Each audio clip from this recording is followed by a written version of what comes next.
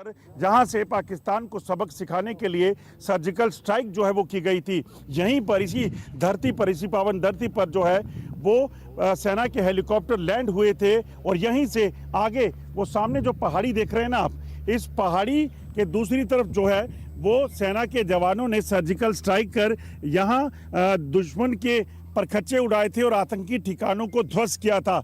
ये तस्वीरें हम आपको इसलिए बता रहे हैं क्योंकि इस पावन धरती पर एक बार फिर का जोश जो में आसमान पर है, क्योंकि लोग चाहते हैं कि जब पहलगाम हुआ है एक बार फिर से और 26 लोगों की हत्या, निर्मम हत्या पाकिस्तानी आतंकियों ने की है, तो पाकिस्तान को एक बार एक ऐसा सबक सिखाना चाहिए कि अगली बार पाकिस्तान इस तरह की कोताही कभी कर ना पाए।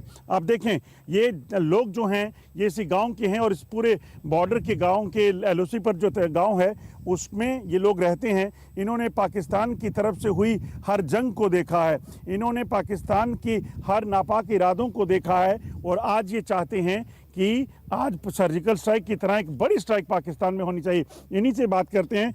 रमेश जी, क्या बताइए पहले कि सर्जिकल स्ट्राइक जब हुई थी उस समय कब आपको पता चला है ये हुआ है, और जब रात का वो समय वो क्या हो रहा था उस वक्त? देखिए, हमें सर्जिकल स्ट्राइक के बारे में कोई मालूम नहीं था, बिल्कुल ही नहीं पता था कि ये सर्जिकल स्ट्राइक होगी।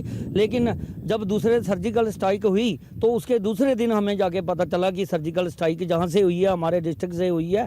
तो मैं आपको बता दूं कि जो अब मुझे लगता है कि पाकिस्तान को मुंह तोड़ जवाब देने की बारी दोबारा आ चुकी है, क्योंकि जो निहत्थे लोग जो पहलगाम में मारे गए और उन 26 लोगों को जो शहीद हुए हमारे लोग, 26 लोग जो हैं उनका जो बदला है हमारी जो सरकार है मुझे लगता है कि वो लेगी। और हम भी अपनी इंडियन आर्मी के साथ और सरकार के साथ खड़े हैं।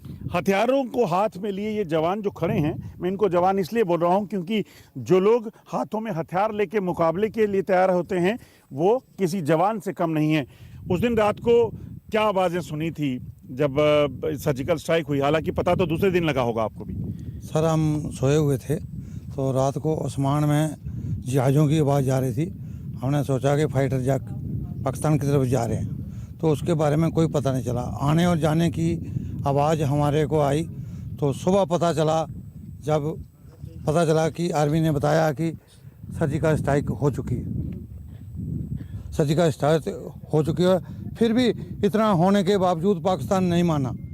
पर अब क्या लगता है, अब जब एक बार फिर से पाकिस्तान ने ऐसा किया है कि बड़ी कार्रवाई ज़रूरत है लगता है, और इस धरती को, इस पावन धरती का इस्तेमाल होना चाहिए लगता है?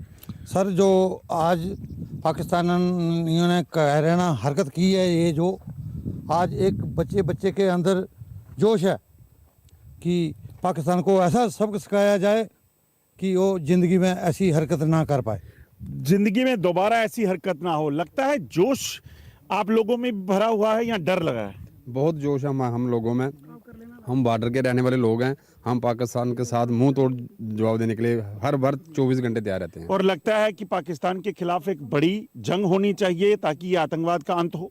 बहुत बड़ी जंग होनी चाहिए। हम तो तैयार बैठे हैं कब जंग स्टार्ट हो। हम तो बोलते हैं कल होने से आज ही स्टार्ट हो जाए और हमारे जो 26 लोग वहाँ शहीद हुए उनको बदला लिया जाए, बदला लिया जा सके। इस चीज़ को समझिए, ये धरती, पावन धरती जो है ये उन वीरों की है जिन्होंने हमेशा सेना में रहकर पाकिस्तान के नापाक इरादों को नाकाम किया है। दरअसल 1947 के बाद से पाकिस्तान ने कभी यहाँ पर जंगें लड़कर, यहाँ कभी करगिल वार के दौरान, कभी सीज़फायर वायलेशन के दौरान, हर वक्त जो है यहाँ लोगों को टारगेट किया है। और जब सर्जिकल स्ट्राइक यहाँ से हुई तो इन लोगों को लगा कि इस धरती से अगर सही एक्शन पार हो तो शायद एक पक्का इलाज जो है वो पाकिस्तान का हो सकता है। और इसीलिए आज ये मांग कर रहे हैं कि एक बार फिर से इस धरती का इस्तेमाल करके सरहद पार बैठे पाकिस्तानी आतंकी और पाकिस्तानी सेना के उन जवानों को जो यहाँ पर आतंकियों को घुसपैठ कराते हैं उनका एक इलाज होना चाहिए और एक बड़ी जंग करके पाकिस्तान को निस्तोनाबूद करना चाहिए।